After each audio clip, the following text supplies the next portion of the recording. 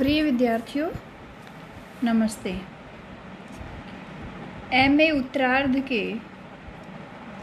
तृतीय प्रश्न पत्र वैकल्पिक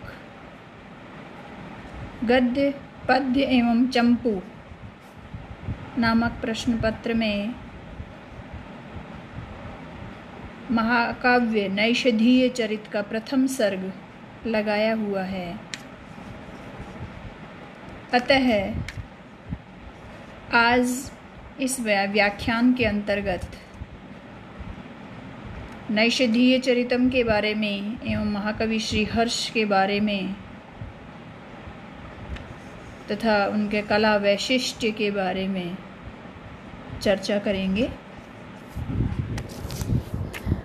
संस्कृत के महाकाव्यों में नैषधीय चरित का उच्च स्थान है।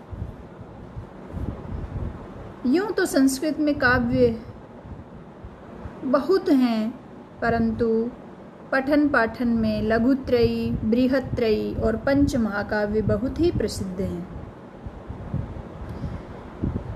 बृहत्त्रयी के अंतर्गत किरातार्जुनीयम, शिशुपाल वधम और नैषधीय चरितम ये 3 महाकाव्य आते हैं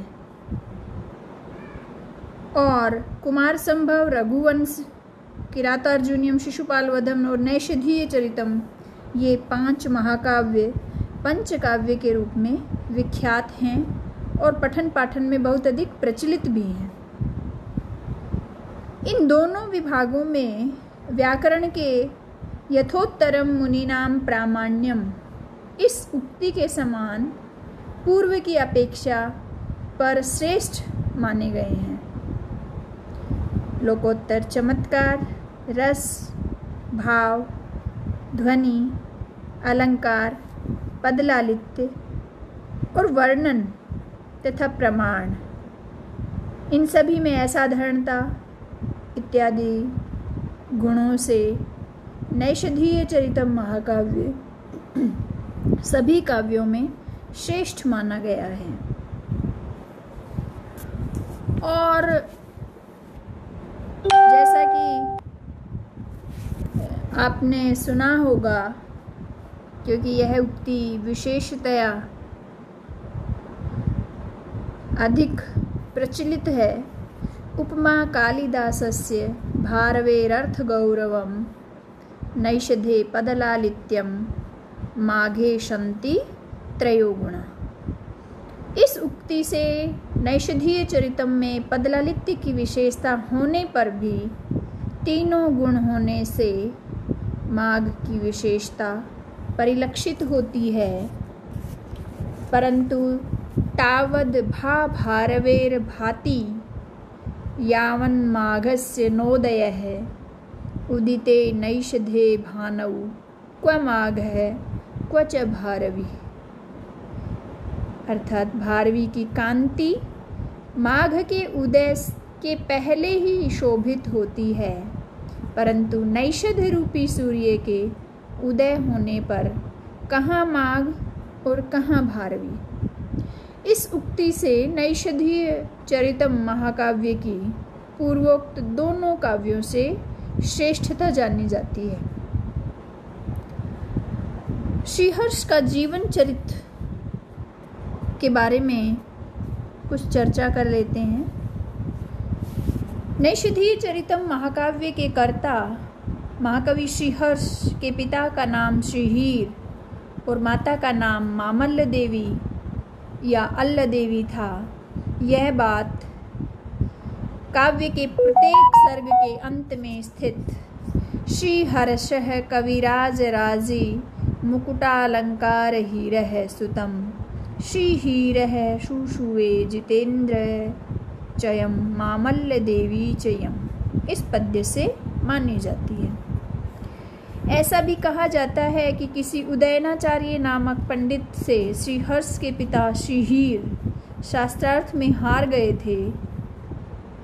ये उदयनाचार्य कुसुमांजलि और किरणावली के कर्ता, जो 10वीं शताब्दी के मैथिल दार्शनिक उदयनाचार्य से भिन्न थे।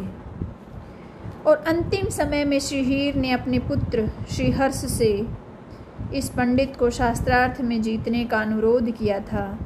श्रीहर्ष ने अपनी माता से चिंतामणि मंत्र की दीक्षा लेकर भगवती की उपासना के फलस्वरूप असाधारण विद्वत्ता और प्रतिभा की प्राप्ति होने से खंडन खंड खाद्य नामक वेदांत ग्रंथ से उदयनाचार्य को परास्त किया था।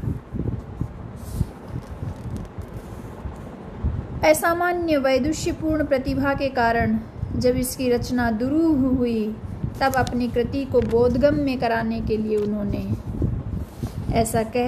ऐसी मान्यताएं हैं कि आधी रात के समय में सिर में पानी डालकर दही पिया तब काफ़ी प्रचुरता से कुछ बुद्धि की मंदता हुई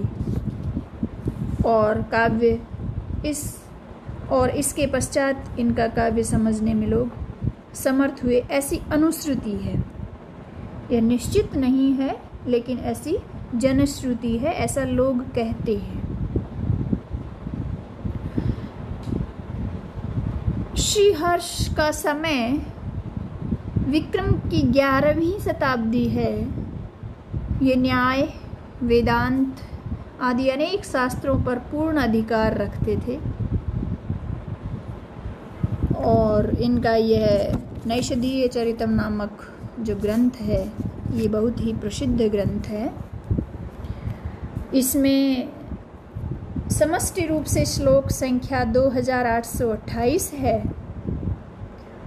और ऐसा कहा जाता है कि अपने आश्रयदाता महाराज जयचंद की आज्ञा से महाकवि ने इस महाकाव्य को रचा था। इसमें 19 छंदों का प्रयोग किया गया है, जिसमें सबसे अधिक उपजाति छंद है, जिसमें 7 सर्ग लिखे गए हैं। वंशस्थ में 4 सर्ग हैं और इसके अतिरिक्त दोघक, वसंत तिलका, स्वागता, द्रुत विलंबित, रथोद्धता, शार्दुल विक्रीडित, श्रगधरा, शिखरणी और अनुष्टुप इत्यादि छंद हैं। 17वां सर्ग अनुष्टुप छंद में ही रचित है और इस महाकाव्य पर लगभग 23 टीकाएं रची गई हैं और ऐसा प्रतीत होता है प्राचीन में तो मल्लीनाथ की जीवातु और नारायण पंडित की प्रकाश टीका और नवीन में जीवानंद विद्यासागर और महामहिम हरिदास सिद्धांत वागीश की टीकाएं उपलब्ध हैं।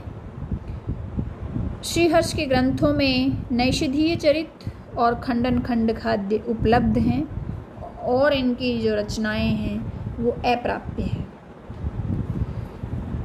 अब नैषधीय चरितम के बारे में हम विस्तार से जान लेते हैं कि इस महाकाव्य का संपूर्ण कथानक क्या है और इसका उपजीव्य क्या है।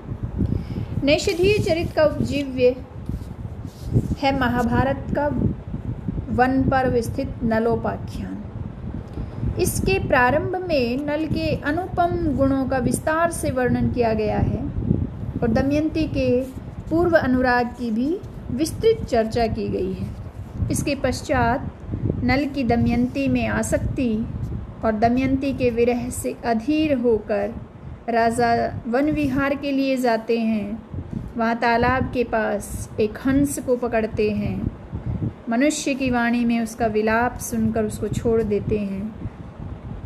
वह फिर आकर उनसे दमयंती का वर्णन करता है और दमयंती के साथ राजा का संबंध कराने का प्रण कर दमयंती के पास जाता है। हंस दमयंती से राजा नल के सौंदर्य और गुणों का वर्णन करता है। राजा भीम दमयंती के स्वयंवर का प्रयोग करते हैं। नारद के मुख से स्वयंवर का समाचार सुनकर इंद्र, यम, वरुण और अग्नि के साथ दमयंती के स्वयंवर में जाने के लिए प्रस्तुत होते हैं। रास्ते में नल को देखकर अपने कौशल से उन्हें अपना दूत बनाते हैं। बड़े समारोह से स्वयंवर होता है। चारों देवता नल का रूप लेकर उपस्थित होते हैं। नल का निश्चय करने में दमयंती असमर्थ हो जाती है और व्याकुल होती है। अंत में देवगण उनकी पति भक्ति से प्रसन्न होकर अपने चिन्हों को प्रकट करते हैं। तब दमयंती के साथ राजा नल का विवाह होता है। लौटते समय कली के साथ देवताओं का सामना होता है। कली के नास्तिकवाद प्रकाशित करने पर देवगण उसका खंडन करते हैं।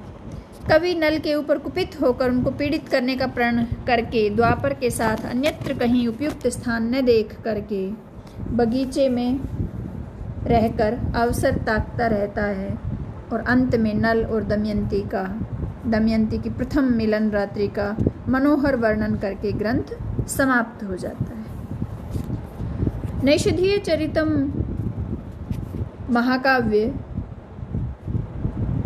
जो श्रीहर्ष का प्रौढ़ काव्य है, इसमें संस्कृत भाषा में श्रीहर्ष का असाधारण अधिकार देखा जाता है। नैषधम विद्वत औषधम ये प्रसिद्ध जनश्रुति है और नैषध को शास्त्र काव्य कहने में भी अत्युक्ति प्रतीत नहीं होती। अलंकारों में इन्होंने अतिशयोक्ति, अपन्नुति, अर्थांतरन्यास, उपमा, व्यतिरेक, रूपक इत्यादि का अधिक प्रयोग किया है।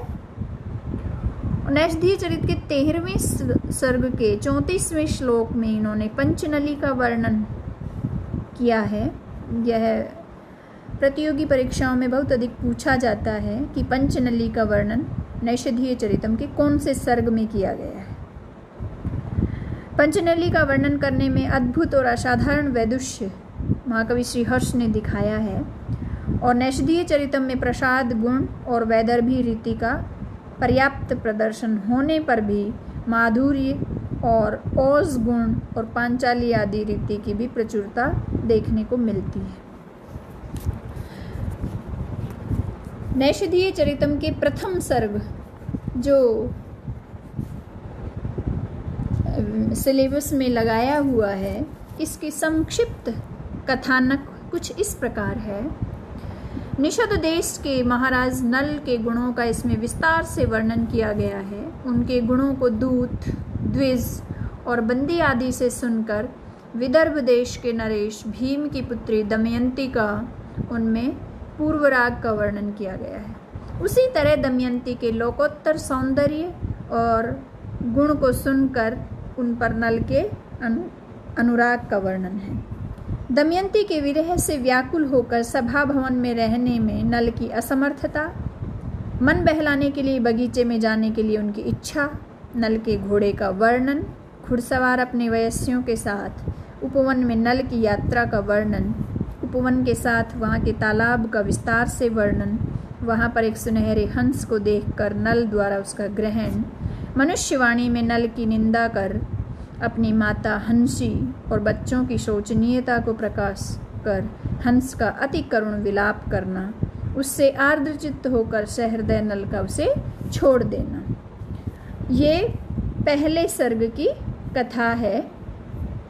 इसके पश्चात अब हम अग्रिम व्याख्यान में नैषधीय चरितम का प्रथम सर्ग प्रारंभ करेंगे पढ़ना, जिसमें प्रथम पद्य मंगलाचरण के रूप में है।